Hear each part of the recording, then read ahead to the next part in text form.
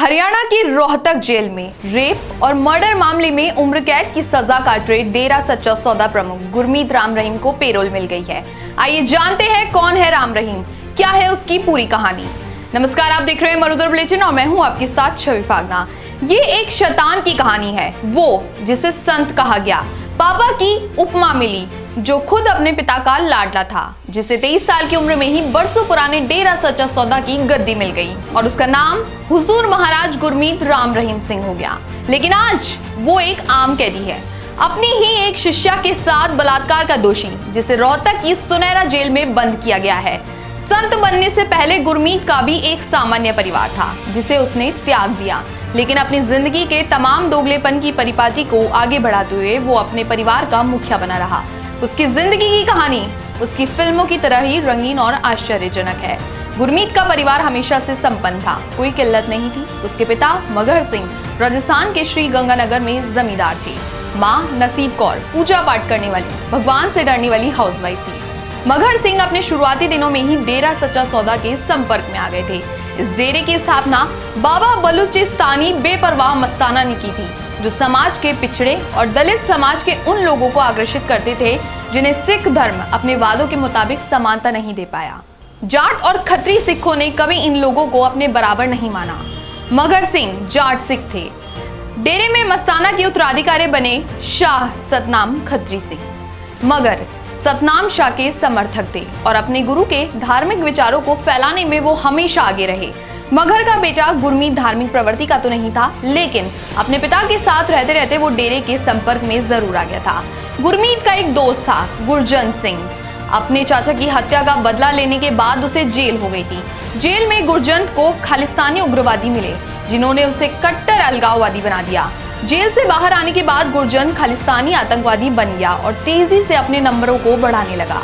इसी दौरान गुरमीत पूरे दिन डेरे के काम करता था, उसे जो भी बताया जाता वो करता। ट्रैक्टर वगैरह चलाने में भी वो अपने पिता की मदद करता था।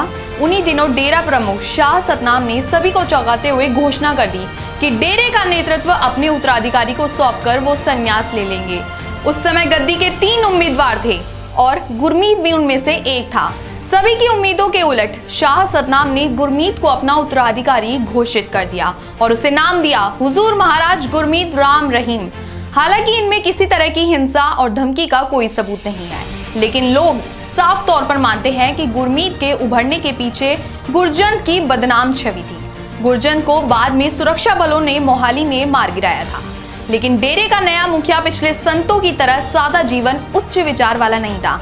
चमचमाते कपड़ों के प्रति उसका प्रेम बाद में उसकी पहचान ही बन गया। खुद को अविवाहित घोषित करने से पहले ही उसके 3 बच्चे हो चुके थे, एक बेटा और 2 बेटियां। अपने जिस परिवार को उसने सार्वजनिक तौर पर त्याग दिया था, वो डेरे में उसी के साथ रहता था। वो खुद सादिकाओं से घिरा रहता था। बाद में उसने एक और जवान लड़की हनीप्रीत को अपनी बेटी घोषित कर दिया। ये तीनों लड़कियां खुद को पापाज एंजल बुलाती थीं। डेरे के बाकी श्रद्धालु भी गुरमीत को पिताजी या पापा जी बुलाने लगे। गुरमीत की दोनों बेटियों अमरप्रीत और चरणप्रीत ने MSG सीरीज की उसकी ही फिल्मों में काम किया है। गुरमीत के दामाद डेरा के बिजनेस को संभालने में उसकी मदद करते थे। गुरमीत के बेटे जसमीत इंसा की शादी पंजाब की कांग्रेसी विधायक हुस्नमीत कौर से हुई, जिसके नाम के आगे अब भी इंसा लग चुका है। ध्यान लगाने और लड़कियों का यौन शोषण करने के लिए गुरमीत ने डेरे के अंदर एक गुफनुमा अंडरग्राउंड घर बनवाया था। राजाओं के महलों में होने वाले हरम की तर्ज पर वो अपनी शिष्याओं में से किसी लड़की को चुनता और फिर उसे अपनी देह समर्पित करने के लिए कहता। इन लड़कियों को डेरे में ही रखा जाता था। उन्हें इंतजार करना पड़ता था कि कब उनकी शादी डेरे के अंदर रहने वाले पुरुष श्रद्धालुओं से कराई जाएगी। वो पुरुष श्रद्धालु जो गुलामों की तरह गुरमीत के आदेश मानते थे।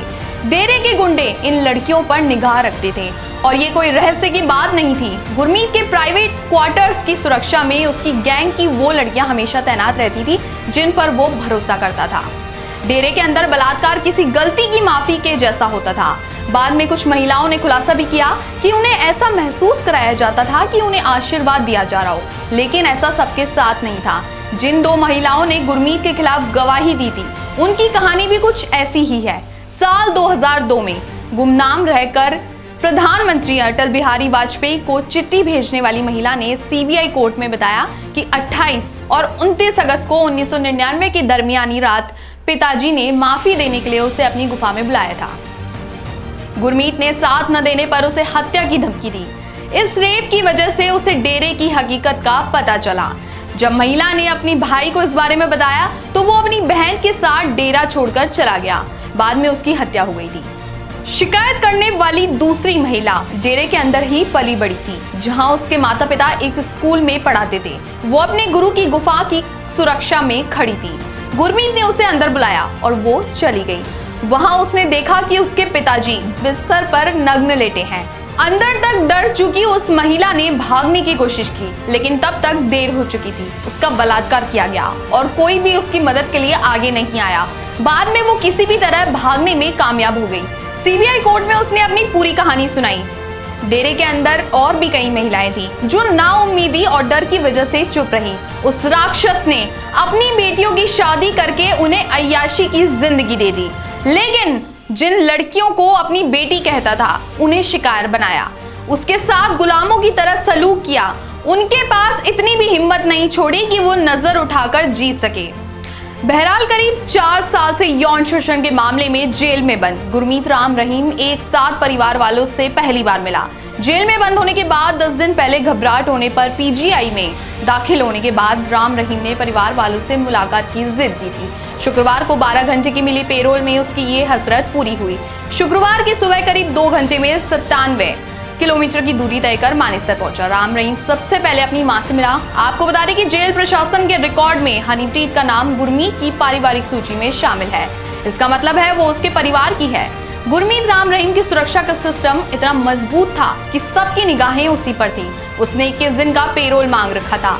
उसके पेरोल पर जाने के पहले हुए आवेदन व इसकी रिपोर्ट को ध्यान में रखते हुए जेल अधीक्षक की ओर से केवल 12 घंटे का ही पेरोल दिया गया।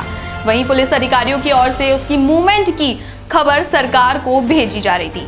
जेल प्रशासन की ओर से मिले पत्र के बाद राम रहीम को पुलिस सुरक्षा के साथ बीमार मां से मिलने के लिए मानेसर ले जाया गया था।